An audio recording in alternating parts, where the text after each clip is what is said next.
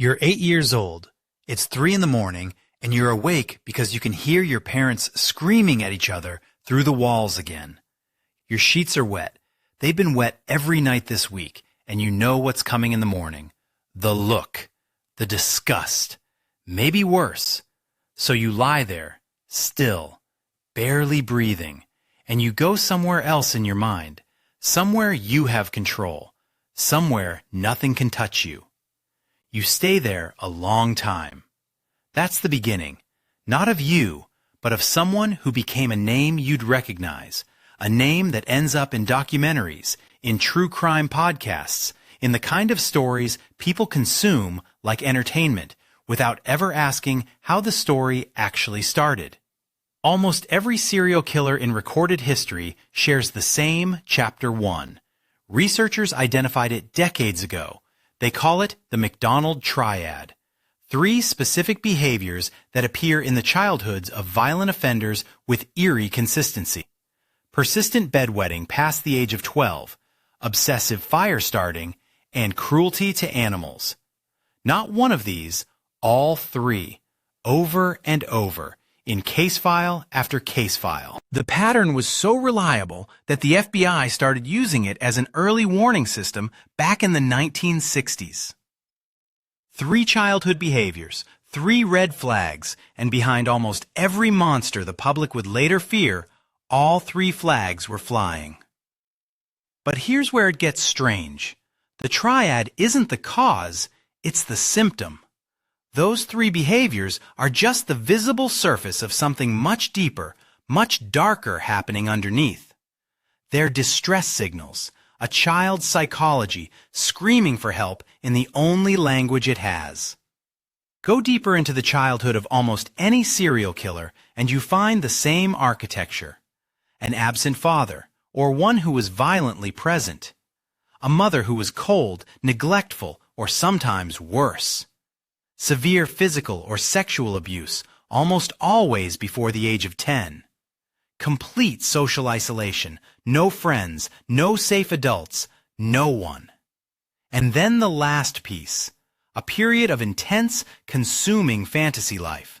A phase where the child stops trying to exist in the real world entirely and retreats into their own mind, into scenarios they control, into a private universe where they finally have power.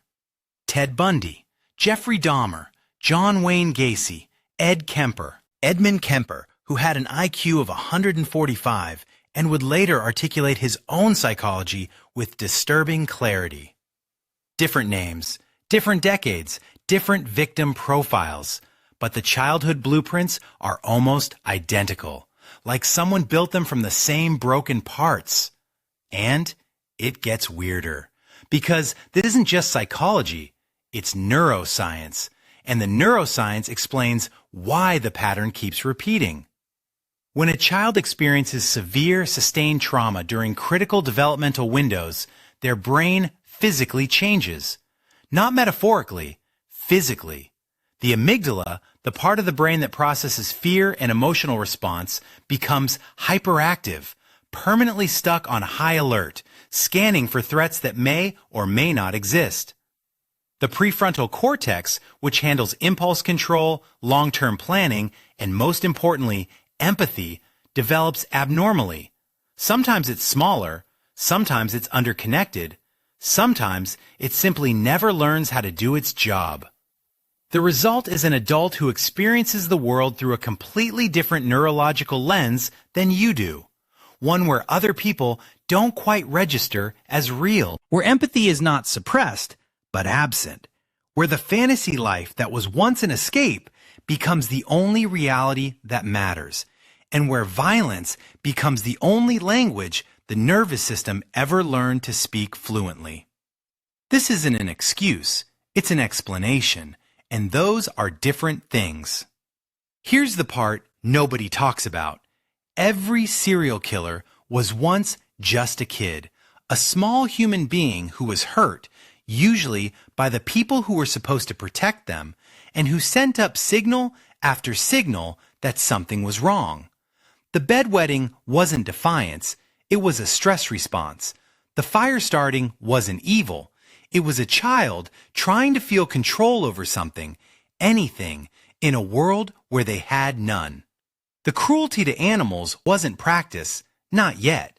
It was a child externalizing pain they couldn't process, testing out on something smaller and weaker what was being done to them. And nobody came. No teacher noticed, no neighbor intervened, no system caught them. And the child who needed help more than almost anything learned the lesson that would shape everything that came after. Nobody is coming. You are alone. And the only world you can survive in is the one inside your own head. But here's where it gets really uncomfortable. The question that keeps criminologists up at night isn't really about serial killers. It's about everyone else. It's about the thousands and thousands of children who experienced the exact same childhood template and didn't become murderers, who had absent fathers and abusive homes and profound isolation and developed the same neurological differences, but somehow came out on the other side as functional, even kind human beings. What was the difference? Sometimes it was one teacher, one coach, one relative who showed up intermittently but showed up.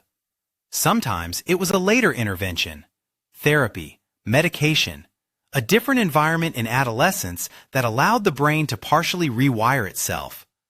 Sometimes it was something we can't quite identify, a resilience factor researchers are still trying to understand. But here's what we do know. The line between a damaged child who becomes a monster and a damaged child who becomes a survivor is terrifyingly thin. And it often has nothing to do with the child at all. So the question that haunts this research isn't really born or made. It's something worse. Are serial killers built? And the answer keeps coming back the same way. Yes. Slowly, systematically, by a specific combination of genetic vulnerability and environmental destruction during the exact developmental windows when the brain is most plastic and most fragile. They are constructed by parents who should never have had children, by systems that looked away, by a society that noticed the fire starting and the animal cruelty and the isolated, dissociating child and simply did not intervene.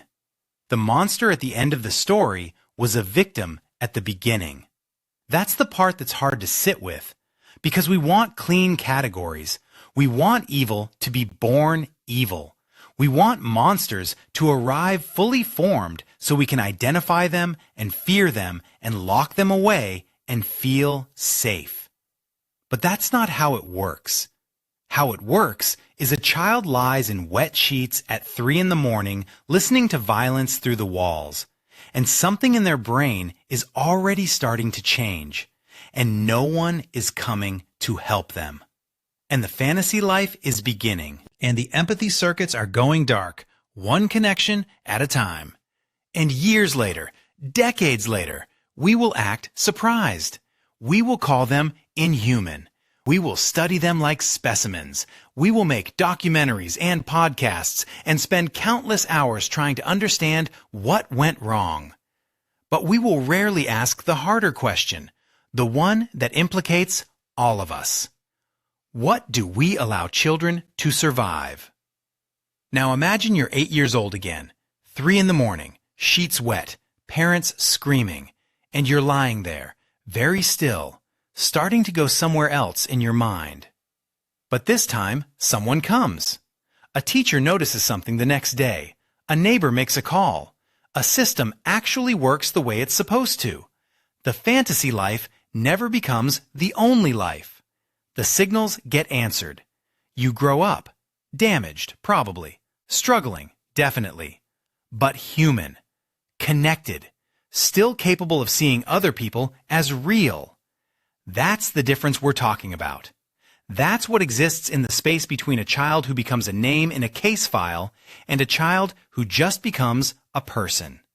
And the unsettling truth is that space is not very wide at all. Here's what stays with me. We have built entire industries around studying serial killers after they've already been made. Documentaries, books, profilers, forensic experts. We pour resources into understanding the monster once the monster exists. But the child, who was about to become that monster, was visible the whole time, sending signals, showing symptoms, waiting for someone to intervene. And mostly, no one did. That's not just a fact about serial killers, that's a fact about us, about what we prioritize, about which problems we find interesting and which ones we quietly ignore until they become impossible to look away from. The monster was always the easier story. The child asks something harder of us. If this is the kind of thing your brain does at 2 in the morning, you're in the right place.